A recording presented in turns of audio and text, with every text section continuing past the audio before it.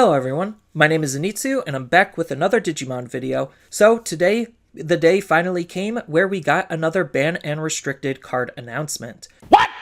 So this announcement comes as of January 14th, 2022. The last time we had cards banned was all the way back in February of 2021, so it's been about a year since we had any bans or restrictions, and the game kinda needed it in some certain areas. The first card that we have on the list is actually the very first banned card ever in the history of Digimon's trading card game. So this is going to be Mega Digimon Fusion from BT05. So Mega Digimon Fusion was a very powerful card and is still a very powerful card, allowing you to basically go up into your level 7s relatively easily. The reason why that they stated that this card is getting the ban is because of BT07 Susanomon, because he's a level 7 Digimon that can Digivolve from a Tamer, allowing you to use this card to Digivolve for basically free without the need of a level 6 Digimon, speeding up the metagame and restricting viable decks in the format. As such, they've decided to straight up ban the card. On top of that, they state many games end in the early to mid game simply by using this card to Digivolve into your finisher, so they believe simply restricting the card will not be enough to fix the issue, and they decided to straight up ban the card instead of restricting it. So basically what this card was doing was just allowing you to just easily Digivolve up into your Susanomon, and then Susanomon or whatever level 7 Digimon is going to rack up so much value that it's going to be very hard for the opponent to come back from. Susanomon being able to Digivolve off of a Tamer just makes him even easier to use than any of the other level 7s, because all of the other level 7s you still need a level 6, and Susanomon you don't need that. So that was the whole interaction why they decided to ban the card, rather than to ban Susanomon or limit Susanomon, because Susanomon is still just a really good card that a lot of other decks can use and take advantage of. So now they can't abuse Susanomon, and they actually have to Digivolve Susanomon fairly, making it so any deck trying to use Susanomon in those hybrid-based strategies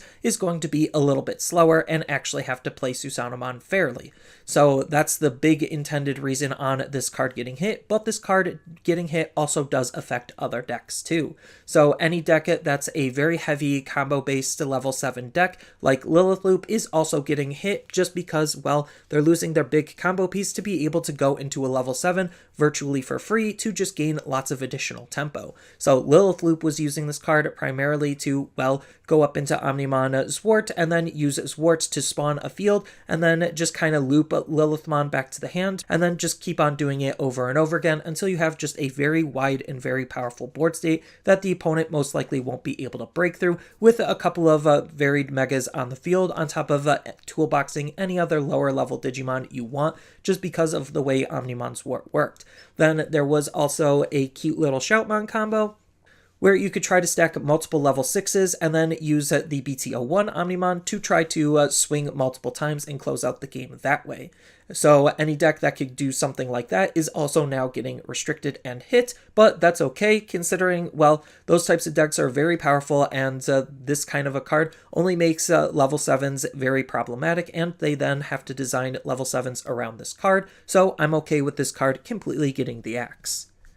Next, we have a couple of cards being restricted. So these cards are going to be restricted as of February 25th. Same with the banned card, and the first card on the restricted list is going to be Reinforce Memory Boost. So Reinforce Memory Boost was a very powerful card and is still a very powerful card just because it's a very easy card to rig your security and then do very powerful things with your security. So the reason that they stated is this card provided considerably more power than the other memory boost cards, and it exceeded the power level estimation when using specialized decks such as non-yellow multicolored decks and the D-Reaper decks as two examples. They believe that this card is generally too powerful left unchecked, and as such they decided to restrict this card to 1 copy per deck. So the reason that they stated basically boils down to security control and D-Reaper decks abusing this card to try to buy their time and rig their security with very powerful cards. So we already knew that security control was just very, very powerful just because it utilizes multiple different removal cards from multiple different colors, and the fact that Reinforced Memory Boost could rig your security, so that way you could guarantee that you're going to have a very powerful card on your security while adding consistency to your hand is just very, very powerful of an ability to utilize, and D-Reapers is another, well, Control-esque combo-based deck that can use this card because they have a very powerful security card that they want to use to be able to stop and stall the opponent, so that way they can stall them long enough to basically combo out and kill them, making it just for a very unfun experience and interaction. That and the fact that it gives you 3 memory boosts compared to all of the other memory boosts giving you only 2 just means the memory gain off of this ability is just stronger than all of the others, allowing you to do, well, more things with said memory. So I do agree with all of their reasonings, and I do think Reinforced Memory Boost was a little bit of a problematic card just because of how easy it was and how powerful this card is. So with it being restricted down to 1, I don't necessarily think that the D-Reaper deck really needed it, so it does have a straight up mono D-Reaper style of play that it's probably just going to lean back on, and in terms of what security control is doing, well, that just means that they lose Reinforced Memory Boost, making the deck and its recovery a little bit less consistent, but they still aren't necessarily going to be affected too heavily by this card's limitation, just because, well, they have multiple different ways of recovering in the deck, and this could just be replaced with something like a Holy Wave to just, again, try to recover the cards that you want, trying to force removal cards into your security and keep your security as healthy as possible at multiple stages of the game. So I think even though this card is going to get hit, the decks that they're trying to target that specifically use this don't necessarily need to use it. It's just nice that it's going to bring those decks a little bit down in terms of its overall power and consistency. And then the next card that we have hit as of February 25th is going to be Ice Wall. So Ice Wall is a very powerful card. We kind of already knew that based on Japanese metadata. Any blue deck is basically running 2 to 4 copies of Ice Wall because, well, there's no reason not to run this card because of how good this card is on the defense. So what they stated on why they're going to be restricting this card is through performing as intended as a defensive card, using it every single turn results in a lock situation that negatively impacts the speed of the game. Then it is also resulting in unenjoyable play patterns, outweighing the benefits of having this card, so they decided to restrict it to 1 copy per deck. So what that means is, well, it's a good defensive card, and it might have been a little bit too good because of all of the different ways that we had to use this card and how good this card is to use on the defense, and it basically just replaced all defense in what blue was doing, freeing up different slots for blue to, well, be aggressive with various other tech and tools. So now that they're going to be restricted to 1, the blue decks are going to have to actually put back in some of the defense in various other aspects, and it definitely is going to put blue on par with some of the other colors because now the other colors actually have a fighting chance to try to beat blue and not necessarily be walled every single turn out by Ice Wall. And then we have a couple of other cards that are going to be taking in effect in the English format at a later date. They're specifically stating April as of the time of BT08's pre-release. So as of BT08, these cards are going to get hit basically, and the first card on the list is going to be SaviorHuckmon. So the reason why that they stated SaviorHuckmon is getting hit was because decks that use this card with the BT06 Justmon have been dominating the metagame for longer than anticipated, and it greatly limits the viable decks that you could play in red. And for that reason, they decided to restrict this to 1 copy per deck. So basically, they were just saying Justmon was performing way better than they expected for way longer than they wanted to, making it so other red decks just weren't even considered playable just because, well, it was either play Justmon or don't play red at all. Or, well, you could play hybrids, but it didn't perform as good as Justmon just because Justmon was the better and premier red deck. So I think that hitting this card basically means Justmon is going to take a huge nerf. I think Justmon is still going to be completely playable. It's just without the power of this card, it's definitely not going to be at the full capacity that it once was, and you're going to have to build your Justmon decks in some various other ways. Justmon does have some access to other really good and really powerful level 5s to be playing around with, so it's not like Justmon as a deck is completely dead. It's just without the power of SaviorHuckmon to try to get that restand ability for multiple attacks, it definitely makes it so that Justmon can't punch the opponent's security as hard as he once could, on top of playing multiple different Sistermons to try to use in combination with Chimeramon. So I think that the Justmon deck is going to be a little bit weaker, but it's still going to be a relatively fun and playable deck, and that was kind of their whole goal and intention. I do think a lot of people are going to overreact and say Justmon is going to be completely dead because of this card being hit or limited to 1, and it does impact the deck, don't get me wrong, and make it a lot less viable, but again, that's just kind of what they were going for, and they didn't want Justmon to be as oppressive as he is, especially since, who knows, maybe in BT09 they had a Justmon X antibody, and that would have made the Justmon deck even more powerful, and this card would have presented more of a problem, allowing you to do, well, more powerful things with another Justmon. So I don't exactly know if that's going to be true or not, but that's just a speculation on why this card could potentially have gotten hit, on top of the fact that Justmon was just performing way too long, and that's kind of the main reason why they decided to hit the card.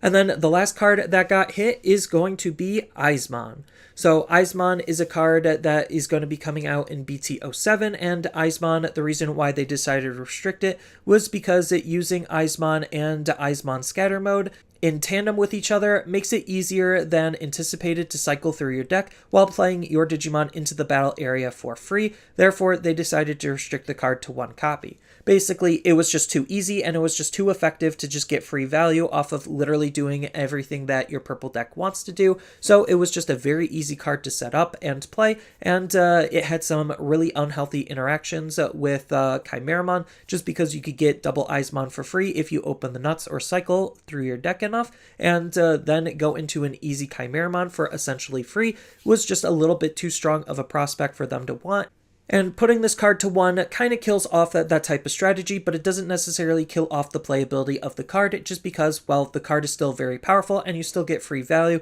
It's just now it's not as consistent and you don't have as much access to this card to do some really stupid, easy early game shenanigans with. So I do also agree with this card getting hit and restricted as well. And another big thing to note, similar to SaviorHuckmon, this card is going to be restricted as of BT08, so we still have all of BT07 to basically play this card unrestricted. So we still get to enjoy the card to its utmost potential, it's just as of BT08, then it's going to be limited and it is going to start affecting us. And then as far as the other cards on the list, well, there was no real change. Argomon and Hidden Potential are still restricted to 1 copy per deck. I kind of completely agree with these cards and not seeing any changes. I know others would easily disagree, but I'm okay with cards that are on the list staying on the list the way that they currently are. Even though, yes, the meta has changed greatly to where a lot of people can make the argument that Argomon could come back, I still don't think that Argomon should come back just because this card is still a very powerful card and can still present problems in the future. So just as a recap, what is this announcement doing for the competitive environment? Well, like I stated before, as of February 25th is when the first wave of cards getting banned and limited is going to take into effect, but this is not going to affect Nationals and any event that's going to be happening in February. So we still have all of February to play with all of these cards completely unrestricted, and Nationals is still going to be, again, not affected by any of this. So we still get to play Classic Collection format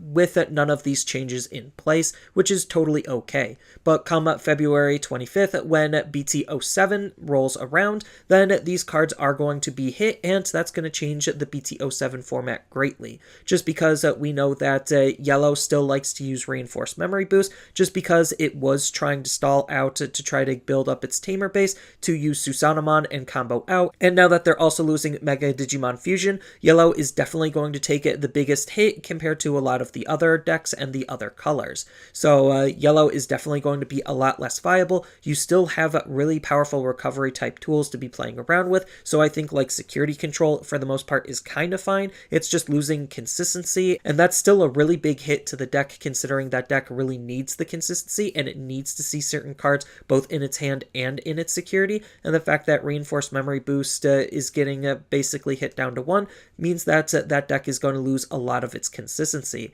And then Blue just becomes a less viable color just because Ice Wall was their big defensive tool come Classic Collection, and now that they have to use other defensive tools, they have to rethink how their game plans are going to go just because they no longer have the one defensive tool that trumped all of their other defensive tools. So they're actually going to have to try to start adding back in different defensive tools like Blocker Digimon, because before they didn't necessarily need it because Ice Ball covered all of their defensive bases. Now that they have less of a defensive option to be playing, they now have to reevaluate how their decks are going to be built and constructed as a result. And then the loss of Mega Digimon Fusion, yes, as I mentioned before, is going to hurt all of the Susanamon based decks, and well, Susanamon being a rainbow evolution means that he could have digivolved off of anything, meaning any color could have used him as long as they were running enough hybrids and tamers, which most colors had enough of. So this definitely is a huge hit to any deck that's actually trying to cheese Susanamon. So all of those Susanamon based strategies are basically going to die out, and you're actually going to have to try to play Susanamon fairly. So now they're going to have to try to figure out an alternate win condition, and they can't solely rely on Susanamon. Then as far as Lilith Loop, I think Lilith Loop is still going to be a deck just because, well, looping Zwart is still very, very powerful. It's just without the ability to get that first initial evolution for free, it's really going to harm the overall consistency of that deck, because now they need to line up very particular plays in order to be able to digivolve and not pass the turn to try to reset up a loop. So I think Lilith Loop is still going to be playable, just not as playable because they don't have access to that free evolution. So Lilithmon is going to be a lot more slower of a deck than it already was. And then come BT8, we are going to lose SaviorHuckmon and Eismann, making it so that, well, Justmon is going to be a less playable deck, so other red decks can exist, is kind of fine with me. I get the reason why, and I get the reason why people are going to be really upset with it. Losing their best piece is definitely a huge nerf to the deck as a whole, but as I mentioned before, it's not going to kill the deck just because red has some other really good level 5 inheritables that they could think about utilizing, and other powerful red Digimon to think about utilizing. It's just that the lack of an extra Huckmon to search off of your Huckmon is definitely going to hurt the overall consistency of the deck, and the deck, it does need a huge change in order to try to stay meta relevant, but again, it seems like Digimon didn't want it to be super meta relevant for this long, which is why he got the hit. And then Eismann is just a very oppressive card that basically every purple deck has been using, just because the scatter mode combo is just a little bit too easy and a little bit too good, just because that's just a lot of card draw to dig through, and you have one of the best benefits of discarding a card by literally playing a Digimon for free with that combo. So it definitely brings purple down to a more reasonable level, especially since in BT08 is when Jagresses are going to get introduced, and we have lots of very powerful Digimon that we want to easily digivolve up into to try to Jagres as quickly and consistently as we possibly can, and Eismann is a very easy card to set up some of those Jagres plays. So this Eismann getting hit is definitely going to turn down a lot of those purple decks or purple-yellow decks trying to utilize Jagresses, or just trying to turbo out into some of their Digimon and fill up their trash as consistently as they possibly can. So I think that these changes are going to be relatively healthy, and I'm excited to see what these changes mean for English, because now we have to play these formats that we have Japanese data for, with those cards being banned and limited. So it's going to have a huge impact on how we're going to play and the decks that we are going to play as a result. So this is the point where it's like utilizing lots of Japanese data. While it could be a really good thing, it also could be a really bad thing, because things like this can change how we play the game as a whole, and now all of that data then becomes kind of pseudo-useless. It's not entirely useless, but it does definitely make it less viable of data to look at, because their environment on how they were playing is different than our environment and how we're playing. But like I said, we still get time with it utilizing these cards and these decks at max capacity, just not as much as Japan did, and I'm still very excited to see what the future of Digimon is going to hold with all of these changes, and if they're going to be adding more cards or updating the banned and restricted list more often, or if it's going to be a once-a-year kind of a thing. So that's all I really have for this video. As always, feel free to tell me your thoughts down in the comments below, and down in the description below are a couple of different ways you could support me and the channel. So I do have a TCG Player affiliate link, so when you use that link to buy cards off of TCG Player, then some of that money will go to supporting me and the channel. I also do make and sell playmats over on Overcard Gamers on Facebook, so when you buy a playmat with my design, then some of that money money will also go to help supporting me and the channel. And on top of all of that, I do have a Twitch account over on twitch.tv/Zenitsu, so giving me a follow and a subscription also helps support me there, and I do play Digimon on top of various other games on that platform as well. So thank you everyone for watching, and as always, don't forget to like, share, and subscribe for more content, and I'll see you in the next video.